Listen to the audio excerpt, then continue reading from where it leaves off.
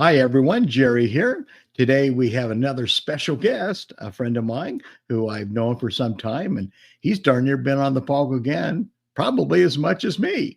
Hello, Steve. Introduce yourself. Hi, everybody. My name is Steve. I am, I'm a longtime sailor on the Paul Gauguin, and I've actually been one more time on the Paul Gauguin than Jerry. He's been to French Polynesia twice as many times as I have, but I'm still one ahead of him on the PG. So I'm at 16. What are you on right now? 17 was April, and June will be 18. So And next year I have one on the PG. I'll be 17. Oh, Steve, you're ahead of me. When was the first time you experienced French Polynesia, and how did you do it? In 2001, we actually belonged to a group with Domaine Chandon winery that traveled like once a year, and we had been to the Caribbean a couple of times, and they scheduled one in French Polynesia on the Paul Gauguin, and for some reason, I don't even remember now because it was 13 years ago. We weren't able to, or they canceled it or something, and we decided we needed to do that. So we went on our own on the Paul Gauguin, first time in 2001. Said this will be the trip of a lifetime, and I've heard that. almost every year since then we have gone. So one year we went twice because I got a kidney stone in the middle of a cruise, and then we had to come back. So but yeah, we've been almost every year and once or twice in a year since then. So now is you let me tell me now, is your better half, is she retired yet? No, she's a year or so away from retiring. We're both working. We agreed to stay on. I did retire and then got talked into coming back and teaching some online classes, and I said I would do that as long as I could do it from a cruise ship. And now that most of the cruise ships have reasonably decent internet, we can actually pull off most of our classes from the comfort of the Paul Gauguin or the Regent Splendor or wherever. So, Gotcha. So when she retires, then is she going to expect more trips to French Polynesia? Probably. Yes, probably. Okay. So the ship, obviously, because we both know the ship very well, and it's a fine ship, fine crew, good food. It's like almost extended family. That's the way I look at it. Would you agree? Absolutely. We have some friends. We were talking earlier about ships that make a stop in French Polynesia, like Princess and some of the larger ships. We had a friend on a ship in a Princess ship that had stopped in Papeete and for a few hours, and they sent us a picture of the Paul Gauguin and said, "Look, here's your ship." And I called up Ricardo, who we both know, the bar manager on the ship, and said, "Ricardo, take a picture of the Princess ship and send it back to me." And within 5 minutes, I had a picture of them that I sent back to them. So it's the fact that we've known these folks so long, and they're all such good friends, and many of them are the same people that were there in 2001. Yeah. So my guess now, you're excited about some of the things that are changing in French Polynesia as far as not allowing these mega ships to come into some of these smaller islands. What's your feeling on that? Yeah, absolutely agree. When we were there in April, it looked like a couple of them were in some of the outer bays and things. I don't know if they're going to just flat cut it to zero or not allow them in the lagoons, or exactly how strict they're being about that. But yeah, that there are, well, as you said earlier, there's islands that have under 1,000 people on them, and when 2,500 or 3,000 people storm the beaches, it's just chaos. So I'm all in favor. Let's just say there's going to be a lot of people that are disappointed because they'll get off the tender, look around. There's no vendors to take them anywhere, and they'll head back to the ship and be rather disappointed. That is not the way to see French Polynesia. Right. Especially after taking an hour to get off and an hour to get back on those big ships, So Correct, correct. So the alluring factor for you, and I know it's almost like we're making a plug here for the PG, but that's all right. Yeah, well, I love the PG, though I like some of the other ships I'm on in French Polynesia as well. But what is the alluring factor for you to keep on coming back to the PG? well, this PG specifically is 80% the crew. I mean, going to French Polynesia is wonderful, but if those same people weren't there to welcome us when we come on board, um, we have some really good friends who are what's the top level called elite on Princess, and we took them along with us on the PG a year ago, and they're at the highest level they could possibly be on Princess, but they got there and it said, "This is so different." Says we have drink packages, but we have to ask for every drink. On the Paul Gauguin, I only had one drink all night. It just never, it was never empty. The service is impeccable. Yeah, I guess, and the people who are serving you are like families, as we said. So agree. Now that I've been on the Star Breeze, a Windstar ship too, good food, solid crew. Uh, there was an advantage, of course, with the crew on the PG because they know me so well. But after a few days on the Starbreeze, they knew my name, they knew what I liked, and yeah, so forth. And right, maybe not quite as good as PG because there still was an influencing factor of me being like extended family on the PG. But I got to tell you, people go on the Starbreeze, and you have right, not been on the Starbreeze. But again, equally a superior crew than most cruise lines. The food was superb. Small ship again, 312 passengers. But again, the bottom line for us, and what I've always told people is you do not want to see French Polynesia on a bigger ship. 650 passengers, about the R4 type, R1, R4 ship is about as big as I recommend. Anything bigger than that, I don't recommend. It has a completely different feel. And then again, a lot of these islands, leading the way is Bora Bora, who is really shutting down these large ships from coming in to the Laguna Bora Bora. I know Huahini's toying with it. Raiatea will probably allow some bigger ships still, mainly because the ships can actually dock like they right, do in Papeete. Moorea is sort of in the middle of these things because Opanupu Bay is such a deep bay, and the going through the reef is about 110 feet deep, so a bigger ship can access it. So I'm not quite sure what Moorea is going to do in the future.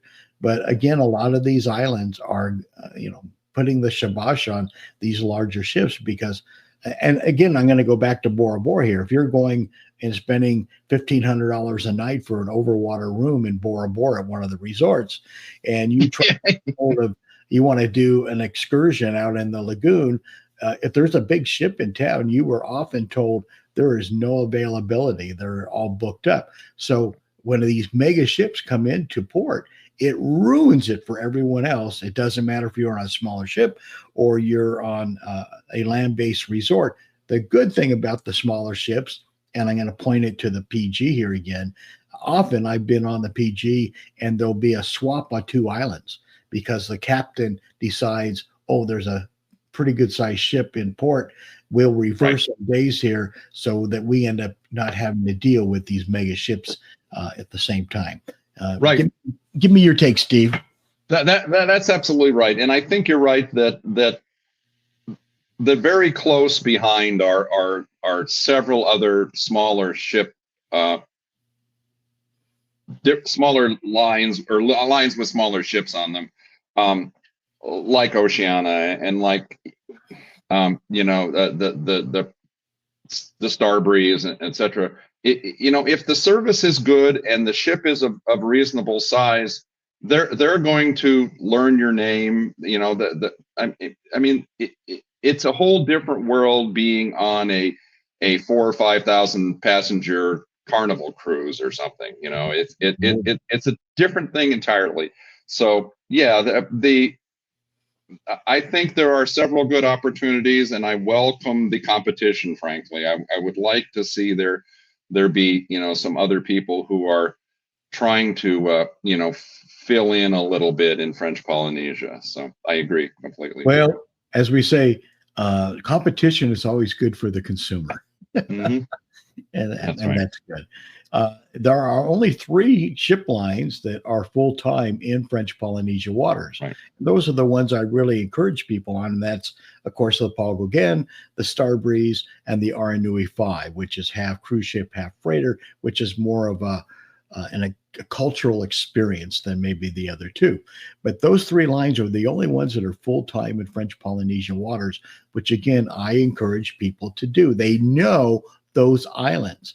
The next one, of course, would be a ship like Oceania on their Regatta, an R4 type ship, 650 passengers, but it only comes in for 3 or 4 months out of the year. But a fine ship, again, known for good food and so forth. Right. So, anyhow, what is your favorite island? What's your favorite? Yeah, what's your favorite island? All of them. I guess I think I like Moorea as well as any. I mean, we've been to the vast majority, and I don't know. I just feel a little more comfortable. Bora Bora is just, I don't know, just I guess because it's a little more well known. There are sometimes a few more people there, and the like. And I just am happy, pulling into Cook's Bay or Opanohu Bay and running into people like Michael Poole doing the Dolphin Watch, or going up to Snack Mahana. Can you imagine Snack Mahana on a day when there's a 5,000 passenger ship in? That's crazy. You're Well, lucky if you can get a reservation. Anyway. So. Well, you're absolutely correct. And, the nice people, a lot of people don't even know this. From where the dock is there in Opanupu Bay, the tender dock, you actually can walk down to Snack Mahana. Yeah, done that twice. A mile and a quarter, you can actually walk it and so forth. But yeah, Snack Mahana is a great place to go. So I ask this to people that'll go there often, and I'm going to ask you the same question here. I have found that many times people are going to French Polynesia for the first time, and they are going there because I want to see Bora Bora. Absolutely. And they go see Bora Bora, and Bora Bora is spectacular. But then they go over to Moorea, and I've heard this over and over and over. We loved Bora Bora, but we fell in love with Moorea. Absolutely. Totally agree. Yeah, totally agree. Each easy island to love, and so accessible from the island at Tahiti as well. Right. What about the Tuamotus? What's your take on the Tuamotus? I like the Tuamotus, I think, because they are a little more remote and a little, I don't know, less civilized. Maybe I don't want to make that sound negative. That's sort of a positive thing. It's not as tourist a spot.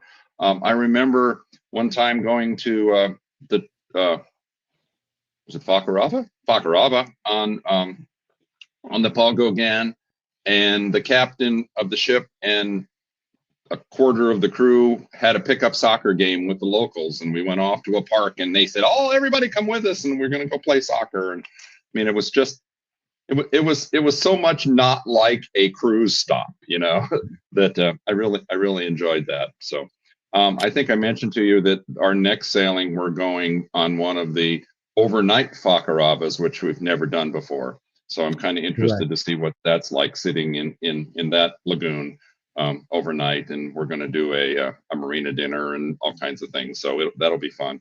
But yeah, they finally wised up on this about 3 years ago. 4 years ago, I started telling a couple of the captains, I'm going to go, why aren't you doing the itinerary routing like this? Because then you're going to get a full day on Rangiroa, which they used to not do. Now you get a full day, and you're going to have a different experience as far as getting on Fakarava. Like in your case, they get to Fakarava now, I think about 2:00 in the afternoon. So you get the rest of that day plus the following day on Fakarava, which is a real gem of an island. That's right. Yeah, that's right. And that always was kind of odd that, you were just sort of getting into it and you had to leave and go off to the next island, Oh yeah. And, go ahead. No. And part of that, I think, was Cousteau, Jean-Michel Cousteau had, got Fakarava in the itinerary because they were doing some pretty serious diving, trips. on Fakarava, and that was all pretty interesting when Cousteau was on board and we could chat with him. And we have some friends that were pretty serious divers and went with him and are in some of the videos, and that's great. But yeah, you're right. A better scheduling of that, I think improved things a fair amount. So a lot of people don't know this, but the two Motus, meaning of Fakrava and Rangiroar, I mean, this is world-class diving there. Absolute Yep. world-class diving. Some of the best Yep. in the world. Yep. And they used to only go 4.5 to 5 hours on Rangiroar. And it wasn't too bad for the divers because usually the pass that they like to dive in was right there. But if you wanted to go out to the Blue Lagoon, actually in Rangiroar, you couldn't do it when the ship's only there for 5 hours. So now, because they're there all day, again, I'm going to start scheduling some of my groups to be able to go out to the actual Blue Lagoon on Rangiroar. So. Oh yeah, you'd have plenty of time for that now. Yeah, that always was an issue, and your excursions that you booked were much better than the average one, but you were always, well, am I going to get back in time? And we always did, but it's nice to have a little headroom there to schedule those things. So agreed. So what are some of your favorite excursions? I mean, you've been to all the main islands there in French Polynesia. So what are some of the must-do things? What should you share with people not to miss when they're in French Polynesia? Okay, well, first of all, a disclaimer: I'm not really a strong swimmer, so we don't do a ton of diving, and we have friends that go with us often who are gone all day doing multiple dives each day. So based on what we talked about with the two Motus and all that, if you're of that mind that diving is the best there is. That being said, I love the scenic stuff, up to the Belvedere, up to the 4x4 trips and things where you can look down, and the bays are just still, after having been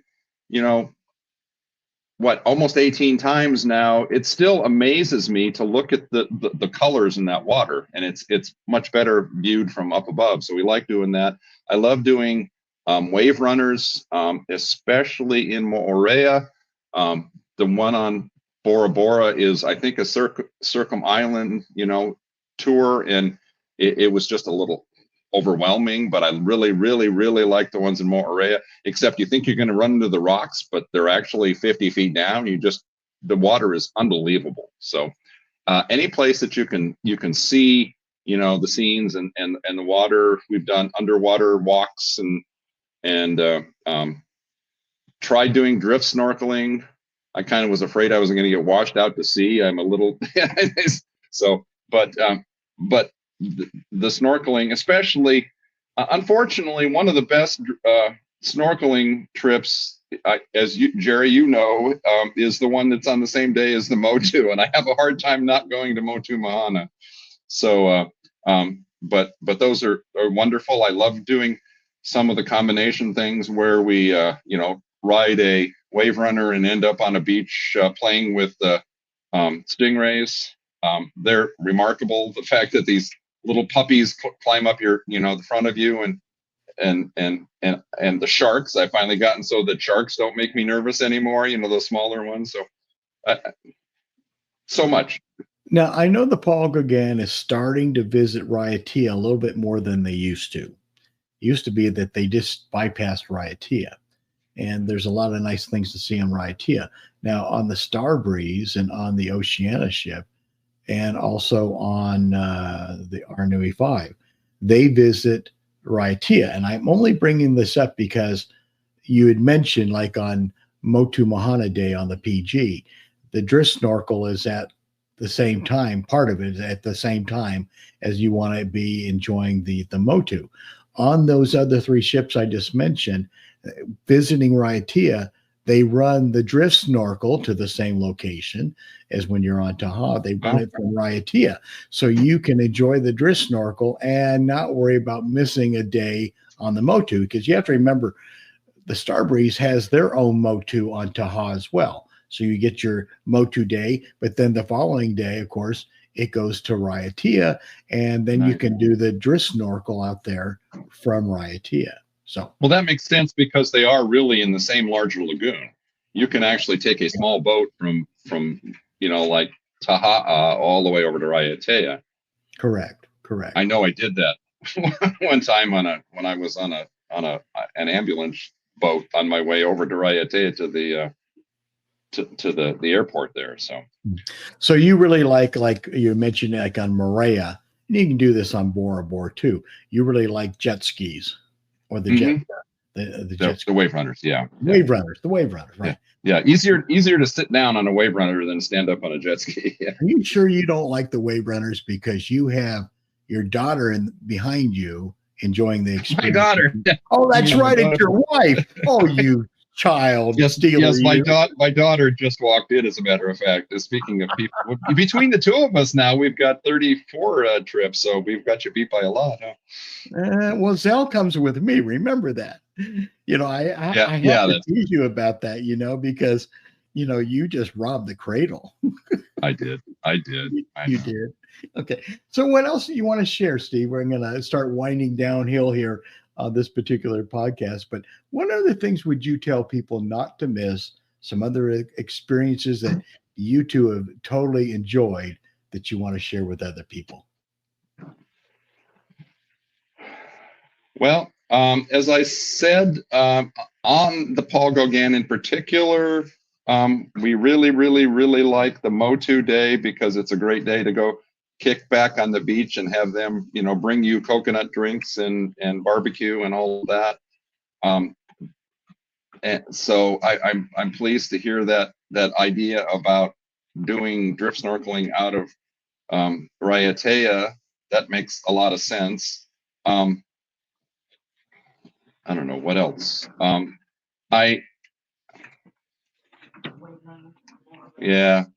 My wife is throwing me hints, and I think I mentioned the wave runners and all of those already. Have you done the 4x4 going up high in Bora Bora? Yeah, and it's exciting. If you can hang on to that it's a lot of fun. That's a lot of fun. Yeah. So as a fellow photographer, I use really the premium cameras. I know that. I know you have one too that I guess it works. as a boat anchor, right? Yeah. So knowing your love for photography, is there any other places in the world that the fauna, the incredible views, and especially the sunrises and the sunsets are better anywhere else in the world than French Polynesia? That's one thing I love about French Polynesia is the fauna, the composition of the pictures, right. And of course, the beautiful colors in the sky during sunset and sunrise. As a fellow photographer, give me your take.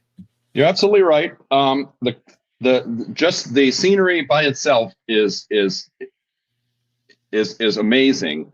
And then when you add the fact that we're surrounded by miles and miles of water, and so the air has just got this quality there that you don't see anywhere else. The sunsets, sunrises.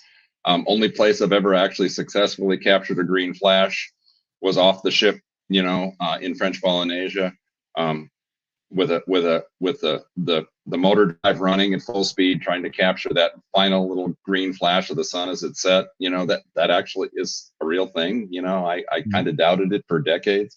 The sunset, some of the stuff that you've done, Jerry, I've seen is remarkable.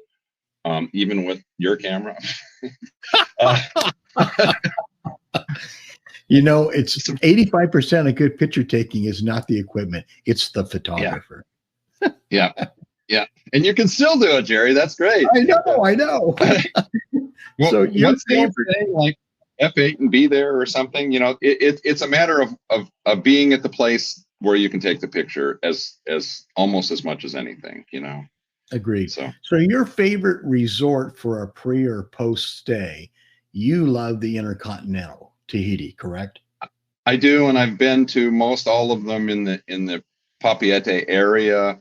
I'm not a fan of riding on a bus for a half hour or an hour to get to a resort to and from the airport and the ship and all of that. So we really like the Intercontinental.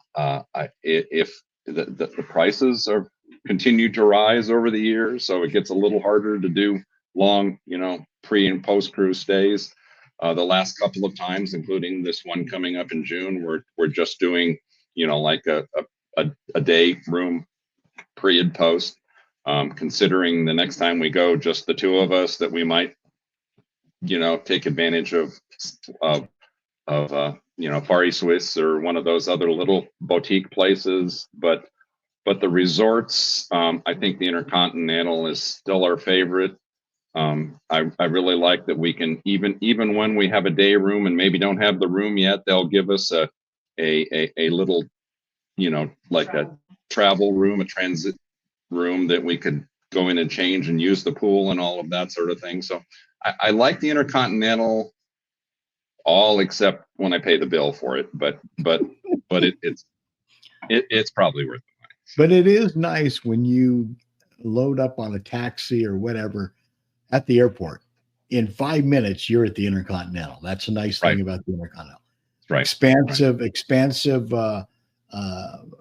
resort. Lots of things to see, lots of things to do. It's easy to find your own little place away from everyone else if that's what you want to do.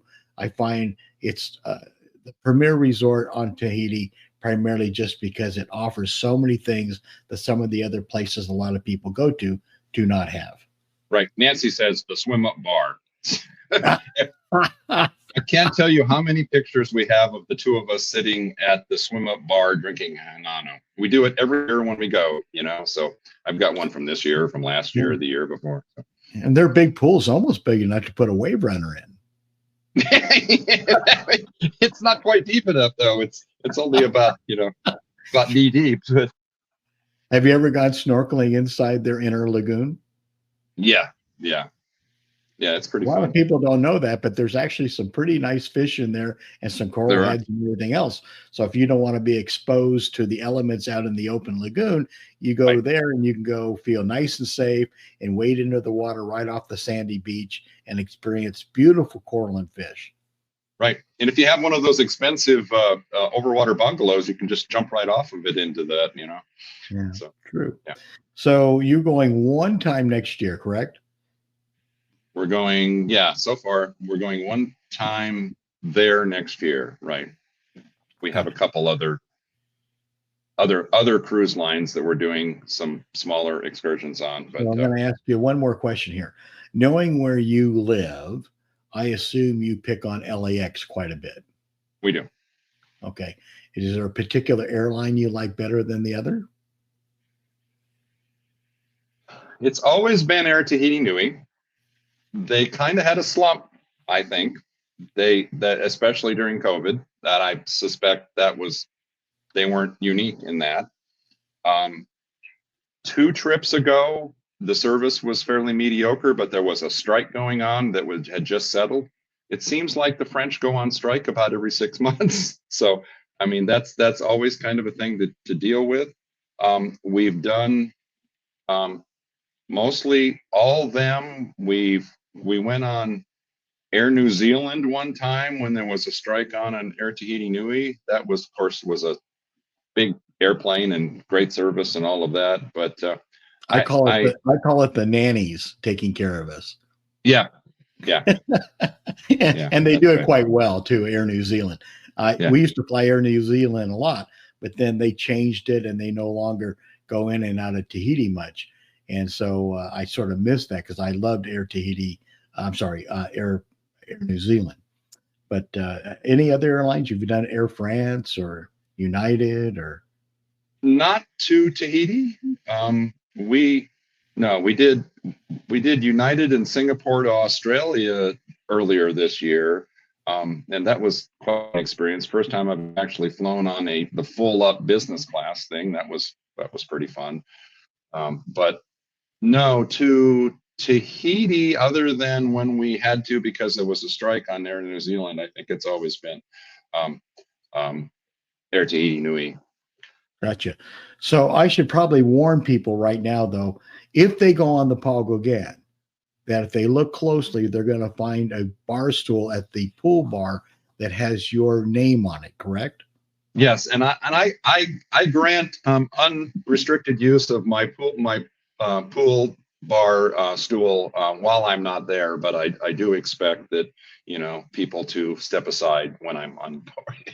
I know. Joking, of course. Every time I get there and I go over by the pool bar and I try to sit in one of those chairs, they go, "No, that is Sir Steve's chair." Oh, I love that. That for those of you who haven't been, that is a typical manner of addressing with respect. They refer to Sir Jerry and Sir Steve, and it's just all. I just love chatting with the primarily Filipino crew, and we've even tried learning a little Tagalog so we can ask for one more drink and ask for things like that. So we have a good time with that. Well, it's interesting that you mentioned that because I keep on saying when they call me Sir Jerry, I said, just call me Jerry. They still call me Sir. So the Absolutely. way I've gotten around that now, I start calling the crew members that I know their name. I just call them Sir Ricky. You get the idea. I call them Sir too, and they laugh and things like that. Me too. Yeah. Well, Steve, I want to thank you again for joining me today. I like getting a lot of different people's opinions here. I being 33 times to French Polynesia, I have the passion. I love going there, but it's nice to have other people share their love of Polynesia and give another little take for people to consider. So any last minute things, Steve, you want to say, you want to share? No, I think so. I was just, one observation is one time a few trips ago, we were on the little shuttle bus coming from the airport to the Intercontinental and had somebody say, "Oh, have you been before?" And we said, "Yeah, we'd been a number of times." And they said, "Well, why do you keep coming back to the same place?" And I really wanted to try and find those people after the cruise to find out how they felt, if they still felt the same way. But it's just because it keeps calling us home, both the islands and the people. So you're making a very valid point, because a lot of people think they go there, it's going to be a trip of a lifetime. And for some people it is, but many people, they go one time and they're already planning their return trip as they're on the plane heading back home. It's that alluring, correct? Right. Absolutely. Yeah. Anybody who goes on the Paul Gauguin, if you look on the gangway on your way up, you'll see these scratch marks going down it. They look about the spacing of my fingers apart. Yeah. It's tough to leave. It's actually how about this, Jerry? When the crew sings, the farewell, thing toward the end of the cruise, and it's almost hard to not get choked up a little bit, because you've just had such a good time and you really, are going to be sorry to leave. And like you said, you're already scheduling by the way, if you do that, make sure that you book, while you're there with Jerry, so that that you can get credit for the onboard credit. So. Well, Steve, again, thank you very much. I really appreciate you taking the time to share your love for Polynesia. Happy to do it, Jerry. Thank you. Thank you.